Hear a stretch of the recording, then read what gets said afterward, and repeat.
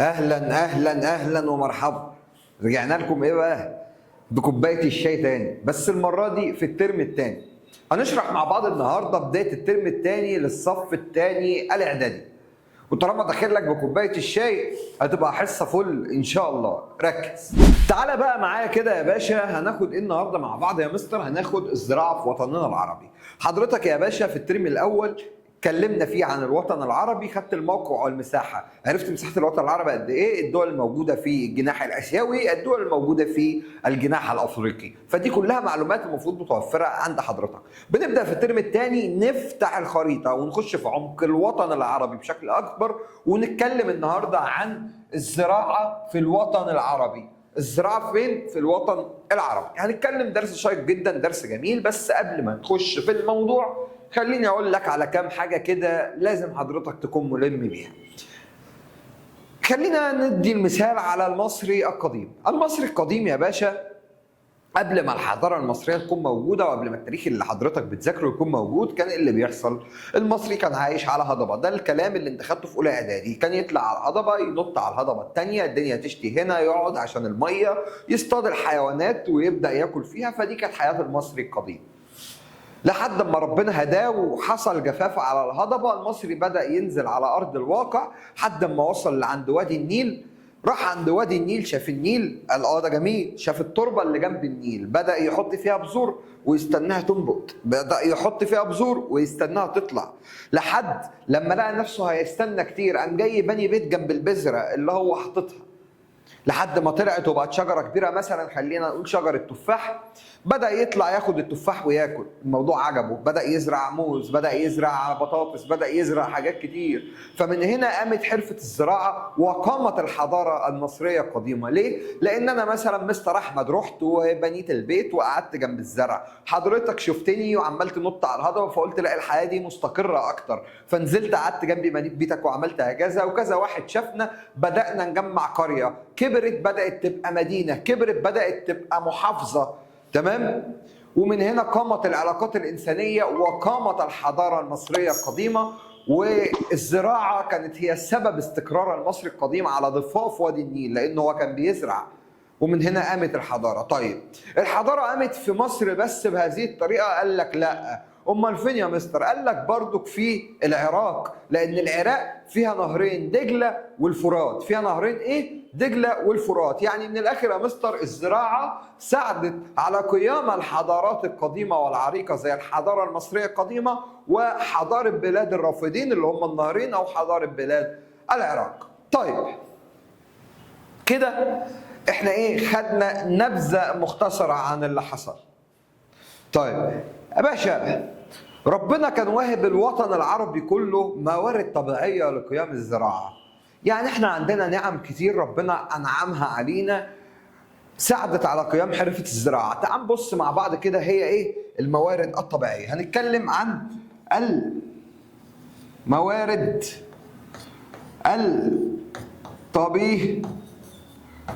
الطبيعية.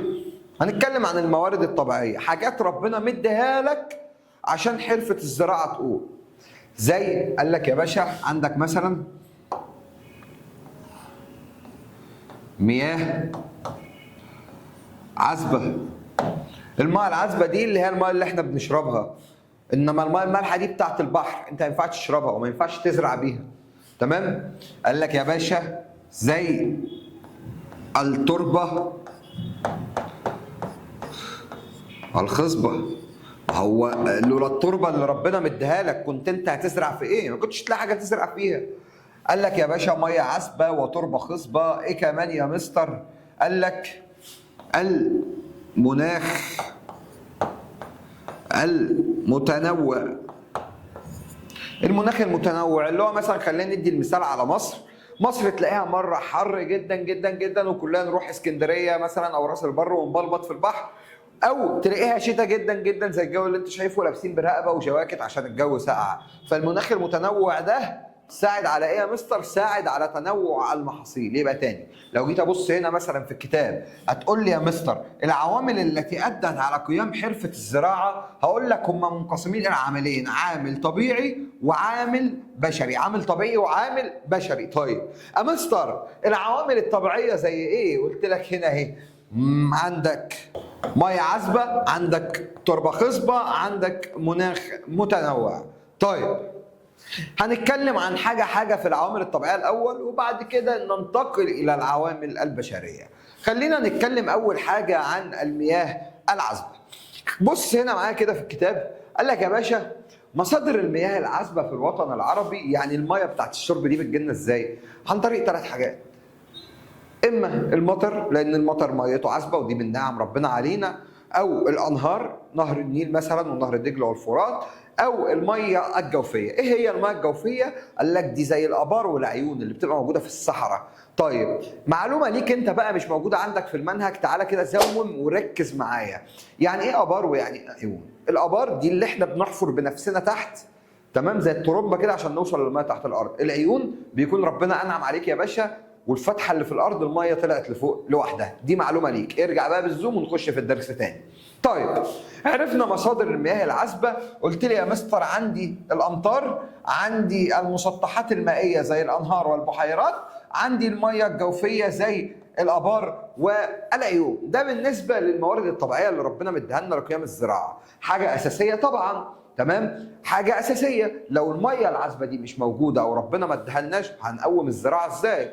طيب امطار، انهار او المياه السطحيه اللي هي بتبقى على السطح زي الانهار والبحيرات، المياه الجوفيه اللي بتبقى تحت زي العيون والابار. دي كده اول حاجه يا مستر معانا في الموارد الطبيعيه اللي ربنا كرمنا بيها عشان تقوم حرفه الزراعه. ناخد بق شاي ونرجع. ادينا كده اول حاجه اتكلمنا عنها يا باشا هي الميه العذبه، وقلنا ان المياه العذبه يا سيدي بتنقسم ل3 حاجات. قال لك اهو امطار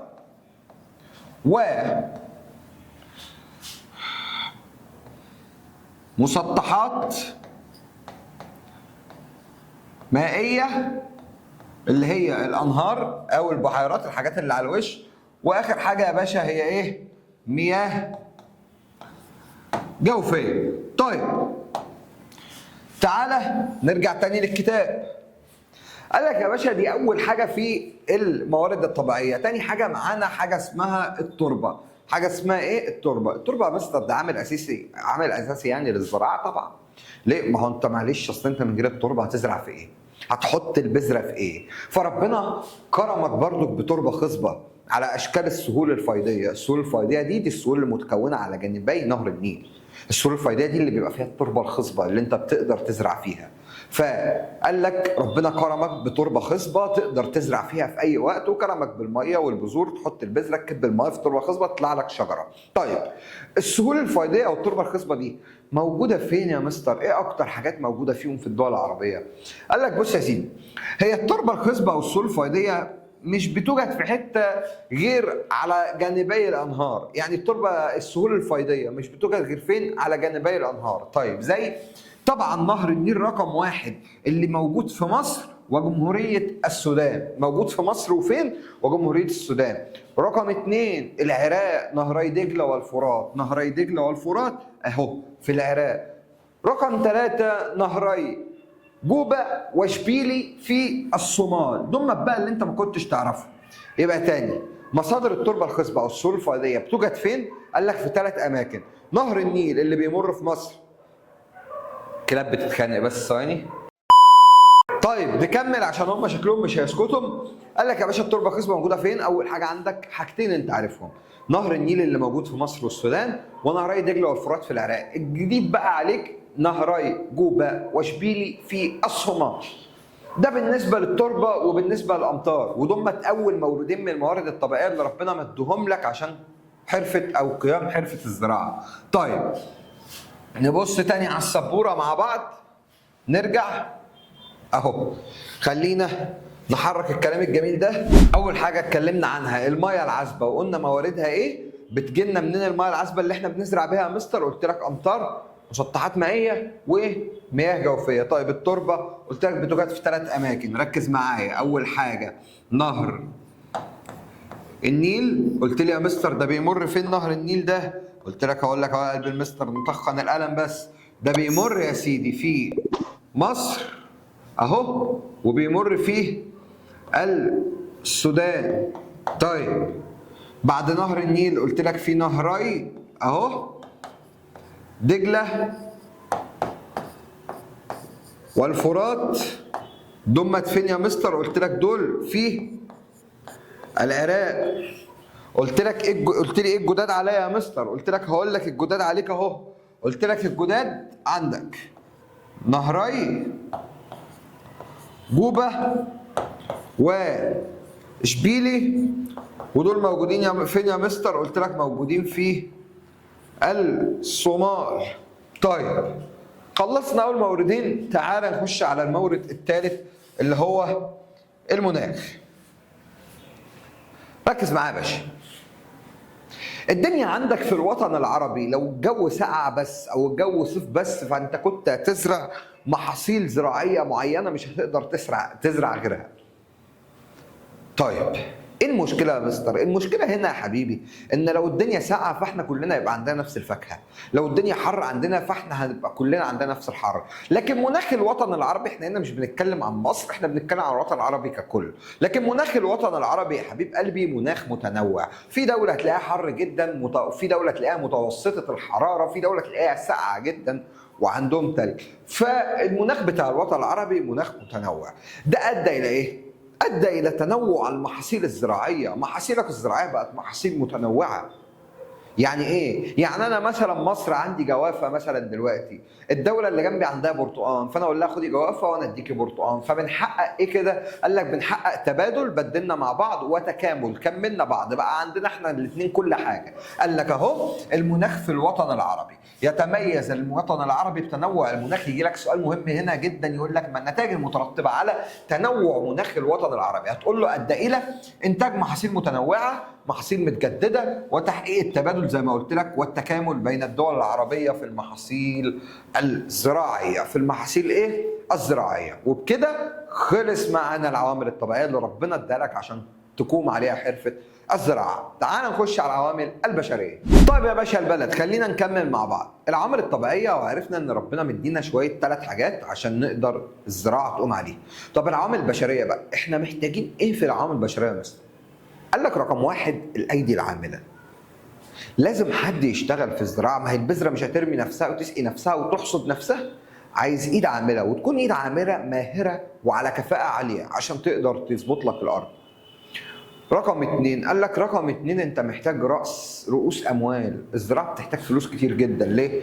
ما هو معلش يعني انت تيجي تبص على الفدان هتلاقي فيه مثلا، قول مثلا 15 واحد شغالين فيه، عايز تقبضهم وفي نفس الوقت عايز العربيات اللي هتشيل بضاعه توديها للسوق، وعايز الحق الاقفاص اللي هتحط فيها البضاعه، فمحتاج رؤوس اموال كتير جدا. وعايز كمان تحفر ترع عشان توصل ميه ومكن ومش عارفه ايه، فعايز فلوس. رقم 3 السوق. هو انا بقى بعد ما زرعت وحصدت وصرفت فلوس على المكن هاكلهم انا؟ ما انا لازم ابيعهم، فلازم اعمل سوق عشان ابيع فيه الحاجات دي. وقال لك بفضل الله تعالى ان ال3 حاجات او المقومات البشريه دي كلها موجوده في الوطن العربي. خلينا نبدا باول حاجه اللي هي الايدي العامله. قال لك الايدي العامله توجد ايدي عامله مدربه على مستوى عالي وخبره وكفاءه. يعني الوطن العربي بيملك ايدي عامله في حرفة الزراعة، أيدي عاملة متدربة وعلى كفاءة عالية جدا، فبتقدر تظبط لك المحصول وتظبط لك الأرض. أهو يمتلك الوطن العربي ثروة بشرية في جميع المجالات، خاصة مجالات الزراعة. يجي يقول لك دلل، يجيك في الامتحان سؤال من الجزء ده كده، يمتلك الوطن العربي ثروه بشريه في جميع المجالات خاصه في مجال الزراعه. تقول له ايه؟ يجي يقول لك دلل او بما تفسر، تقول له حيث يوجد ايدي عامله مدربه على مستوى عالي من الخبره والكفاءه. طيب تاني حاجه معانا بقى الكتمنص، التوتو. أريني أموالك حتى أتكلم. الفلوس. قال لك يتطلب قيام الزراعة توافر رؤوس الأموال. ليه؟ زي ما أنا قلت لك لإقامة العديد من المشروعات الزراعية. يجي يقول لك بما تفسر، ليه الزراعة محتاجة فلوس؟ إقامة المشروعات الزراعية. أهو قال لك تمتلك بعض الدول العربية رؤوس الأموال خاصة دول الخليج. وقد قامت بعض هذه الدول بتمويل العديد من المشروعات الزراعيه في الوطن العربي. قال لك هنا بقى جه بيخصص لك، قال لك ان دول الخليج، السعوديه، الامارات، الكويت، قطر، عمان، بحرين، قال لك الدول دي بتمتلك فلوس كتير جدا طبعا من البترول اللي هم بيصدروه. قال لك فالدول دي هي من اقوى الدول اللي تقدر تصرف على الزراعه والمشاريع فيها، وبالفعل صرفوا ودخلوا في مشاريع زراعيه كتير. تمام؟ يعني هنا في حته راس المال بيقول لك احنا هنستخدم راس المال في ايه؟ بتقول له في اقامه العديد من المشروعات الزراعيه. يجي يقول لك بقى طب مين اللي بيصرف او مين اللي بيمتلك راس المال؟ هتقول له دول الخليج العربي. طيب نكمل. ثالث حاجه هي ايه؟ ثالث حاجه بقى السوق. والسوق عندنا هنا بقى نقطه مهمه جدا، لان هو السوق عندنا هنا في الدرس فيه سؤالين. الزراعه لما اتعملت الناس بدات تاكل كتير، لما الناس كترت بدأنا نزرع أكتر، بدأنا نفتح أسواق أكتر. ليه؟ ما هو أنت كل ما الناس هتكتر كل ما الاستهلاك هيزيد بتاع الأكل. تمام؟ الناس لما مستوى المعيشة بتاعهم ارتفع، لما بقى معاهم فلوس، ما في ناس أغنياء مثلا أو في ناس معاها فلوس كتير، فبتنزل مثلا ما بيشتريش كيلو ولا اتنين، ده بيشتري قفصين مثلا. فبدأنا احنا ننتج أكتر ونعمل أسواق أكتر. فهنا السؤالين المهمين عندك في السوق. يقول لك أهو أدت الزيادة السكانية في الوطن العربي وارتفاع مستوى المعيشة ادت ما النتائج المترتبه على كده؟ يعني ايه النتائج المترتبه على ان السكان زادوا ومستوى المعيشه الفلوس زادت؟ هتقول له زياده الطلب على المنتجات الزراعيه. زدنا الطلب على المنتجات الزراعيه وبدانا نقول ايه؟ عايزين اكتر عايزين اكتر عايزين اكتر. طب يقول لك يجيك سؤال تاني يقول لك هنا اهو ما النتائج على زياده الطلب على المنتجات الزراعيه؟ هتقول له التوسع في النشاط الزراعي وزياده الانتاج، بدانا نزرع اراضي اكتر ونتوسع في الانتاج ونسرع فيه اكتر. رقم 2 العمل على تحسين المنتجات الزراعيه تنافس غيرها من المنتجات. يعني ايه النقطه دي؟ قال لك يعني احنا لما السوق بدا يتفتح مننا وبدا مثلا احمد ينافس محمد ينافس ابراهيم، فاحمد ومحمد وابراهيم بداوا يشتغلوا اكتر، هم فلاحين مثلا وبيزرعوا، بداوا يشتغلوا اكتر عشان يعملوا منتجات احسن عشان ده ينافس ده وده ينافس ده. اجي اقول لك يا باشا انا عندي الطماطم حلوه هو عنده مفعصه، يقول لك انا عندي الجوافه حلوه عنده مفعصه، وهكذا بدانا نتنافس مع بعض ونحسن من جوده منتجاتنا. طيب اخر حاجه بقى في حصه النهارده هي عندك بقى يا باشا دول عربية الزراعة فيها معتمدة على الشتاء بس، يعني في الدول دي بيستنوا من الآخر كده الدنيا تشتي عشان يزرعوا.